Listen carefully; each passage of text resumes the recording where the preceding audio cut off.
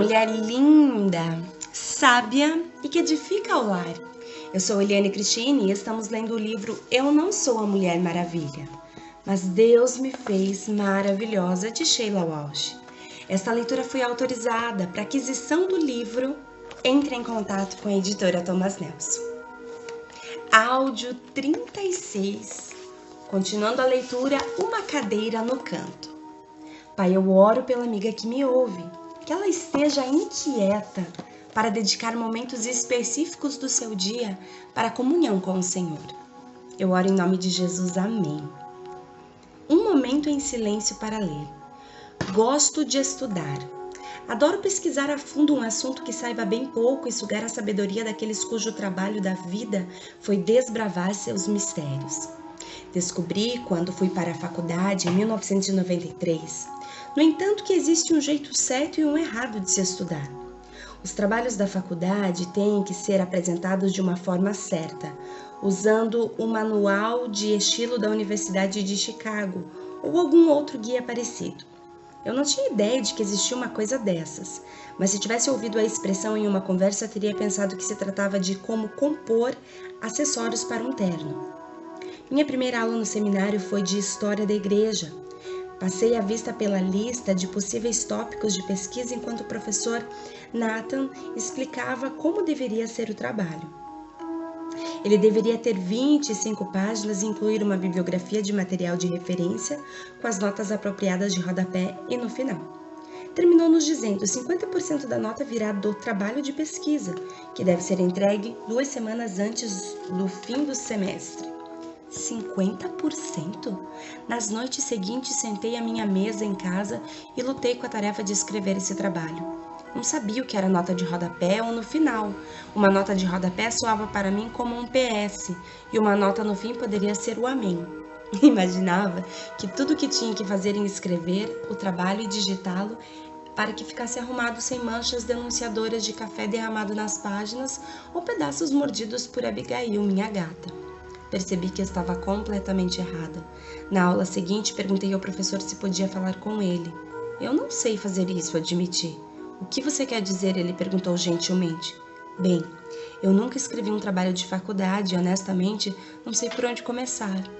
Por 30 minutos, Nathan se sentou comigo e passou por cada passo. Como pesquisar, como catalogar a pesquisa, como deveria ficar o trabalho terminado. Ele me ajudou a entender como acessar o conhecimento, como ler um livro de modo a entendê-lo, compreender o que está sendo dito, então determinar se concordo com o autor. Saí daquela reunião grata por sua orientação e conselhos. Eu me senti menos ignorante, mais confiante que podia fazer um passo de cada vez. Estava também profundamente grata a Deus por me libertar do medo de pedir ajuda ou de admitir que precisava dela. Libertada pela verdade. Descobri que o estudo é um amigo fiel se aprendermos a lidar com ele.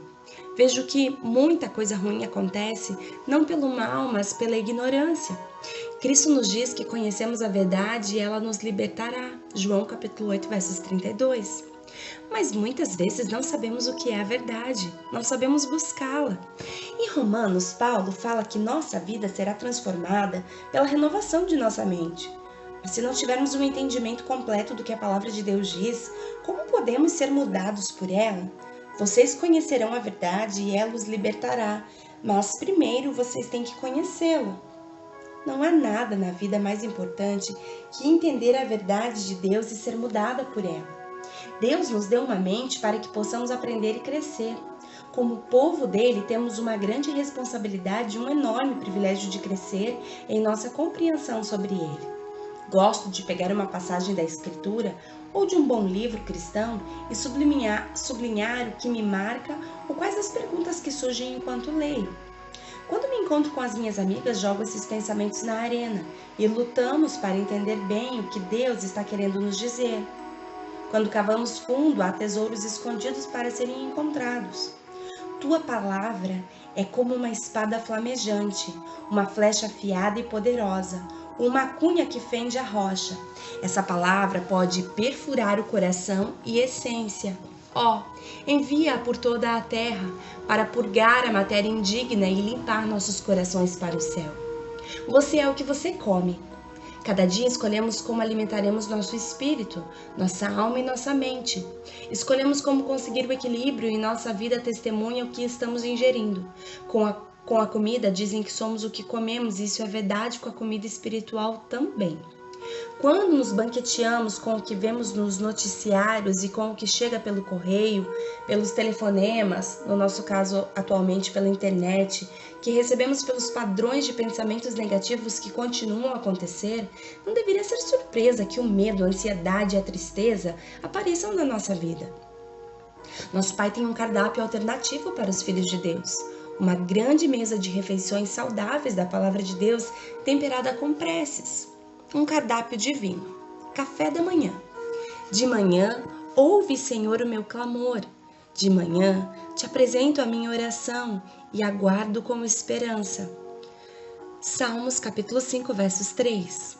Mas eu cantarei louvores à tua força de manhã, louvarei a tua fidelidade, pois tu és o meu alto refúgio, abrigo seguro nos tempos difíceis. Salmo 59, versos 16.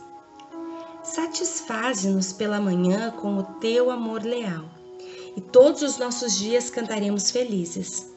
Salmos 90, versículo 14. Nós clamamos, cantamos louvores e ficamos satisfeitas com o amor de Deus. Almoço. Como é feliz aquele que não segue o conselho dos ímpios. Ao contrário, sua satisfação está na lei do Senhor. E nessa lei medita dia e noite. Salmo capítulo 1, versos 1 ao 2. Guia-me com a tua verdade e ensina-me, pois tu és Deus, meu Salvador, e a minha esperança está em ti o tempo todo. Salmos capítulo 25, versos 5. Do teu louvor transborda a minha boca, que o tempo todo proclama o teu esplendor. Salmos 71, versos 8. Eu meditarei sobre a palavra de Deus, terei esperanças nele e proclamarei seu esplendor. Jantar. Bendirei o Senhor que me aconselha na escura noite, o meu coração me ensina. Salmo 16, versos 7. Conceda-me o Senhor o seu fiel amor de dia, de noite esteja comigo a sua canção, é a minha oração ao Deus que me dá a vida. Salmos 42, versos 8. De noite, lembro-me do teu nome, Senhor, vou obedecer a tua lei. Salmos capítulo 119, versos 55. À meia-noite, me levanto para dar-te graças pelas tuas justas ordenanças. Salmo capítulo 119, verso 62. Agradecerei a Deus e viverei na promessa de que Ele está me guiando. Cantarei e orarei, lembrando-me de escolher fazer as coisas que o honram, e quando não conseguir dormir, levantarei e agradecerei a Ele mais uma vez. Parece um cardápio da filha de um rei, parece o tipo de banquete apreciado diariamente por uma mulher maravilha. Um olhar no espelho, porque você acha que é difícil ficar quieta. Onde você poderia começar a achar algum tempo para ficar sozinha durante seu dia? Como é a sua dieta espiritual todos os dias? Você sabe que tem um passe boca livre para o banquete de Deus? Oração do armário. Deus Pai, obrigada por teres enviado Jesus a esta terra para me mostrar como viver. Ensina-me a fazer silêncio e a banquetear-me em teu amor e graça todos os dias. Em nome de Jesus, amém. Uau, glória a Deus, sabe? Você examinando as escrituras, você vai perceber que muitas vezes o Senhor Jesus, ele tirava um tempo a sós para orar. E eu me recordo nesse momento de quando ele tinha de fazer a escolha dos seus 12 discípulos, quando ele estava ali na metade do seu ministério. Então a Bíblia relata que ele foi até um monte e ele passou durante toda a noite, e o termo no grego significa que ele passou laborosamente a noite orando. Ou seja, ele não esteve dormindo na presença de Deus. Ele esteve orando a Deus, a oração de Deus também, porque ele orava como homem, mas também orava como divindade, como Deus Trino. E ele passou a noite inteira não para pedir a orientação a Deus a respeito da escolha dos 12, mas eu acredito que para então interceder por esses 12 homens que, embora fossem tão comuns, teriam aí uma missão bastante desafiadora de anunciar o Evangelho e espalhar esse Evangelho para que ele chegasse até os dias de hoje a nós. Então eu vejo que isso que eu estou falando com você está alinhado com o pregador John MacArthur. Ele fala da mesma forma no livro dele, no livro também da Thomas Nelson, 12 Homens Extraordinariamente Comuns, e ele cita exatamente algo parecido com o que eu estou falando, de que Jesus ele tirava tempo para tomar grandes decisões na vida. E não só tomar decisões, mas que essas decisões estivessem pautadas na vontade do Deus Trino, Pai, Filho e Espírito Santo. Eles eram um só, mas aqui Jesus estava em figura humana. Ele era divino, mas estava em figura humana.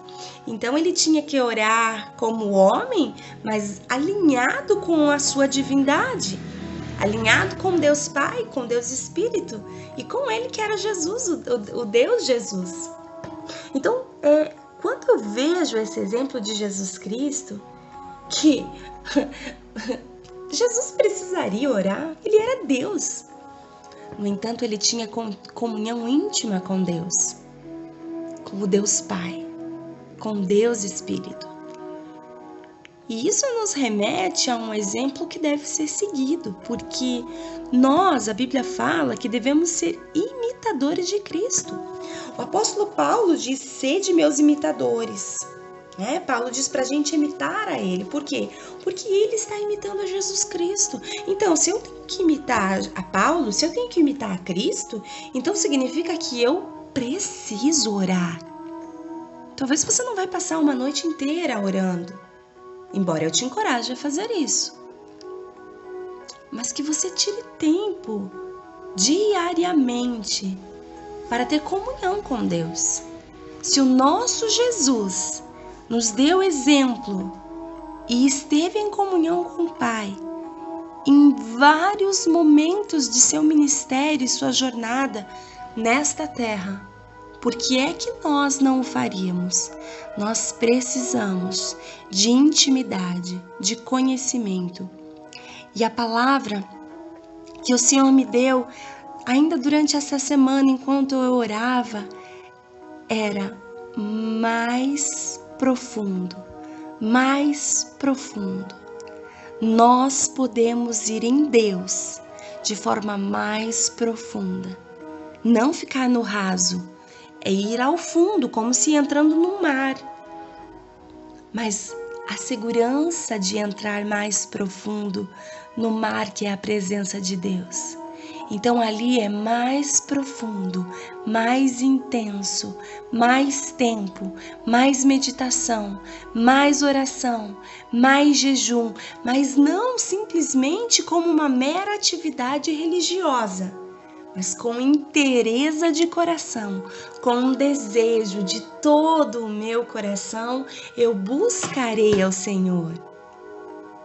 Aí sim, você vai cada dia mais ser transformada na mulher maravilhosa que Deus fez. Um grande beijo. Eu te desafio a ir mais profundo, como Ele tem me desafiado. Deus te abençoe, um grande beijo e até o nosso próximo áudio.